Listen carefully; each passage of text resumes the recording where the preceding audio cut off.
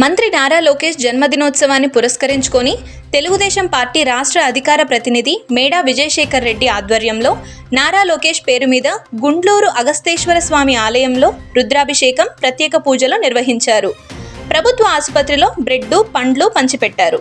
అనంతరం రక్తదాన శిబిరాన్ని రాజంపేటలో ఆయన కార్యాలయం వద్ద ఏర్పాటు చేసిన రక్తదాన శిబిరాన్ని ప్రారంభించారు. ఈ కార్యక్రమంలో పార్టీ కార్యకర్తలు, నాయకులు, పుర ప్రజలు స్వచ్ఛందంగా పాల్గొని రక్తదానం చేశారు.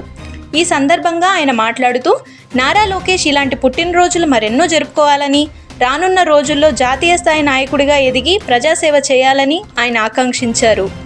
ఈ కార్యక్రమంలో రాజంపేట మార్కెట్ యార్డ్ మాజీ చైర్మన్ ఎద్దుల విజయసాగర్, నందలూరు మండలాధ్యక్షులు Lakshmi Narasayya, Tangutur MPTC Penchalayya, Nagireddipalli major panchayat sarpanch Jambu Suryanarayana, Lebaka sarpanch Narasayya, D Vani, Telugu Desam party నాయకులు, కార్యకర్తలు, అభిమానులు పెద్ద సంఖ్యలో పాల్గొన్నారు.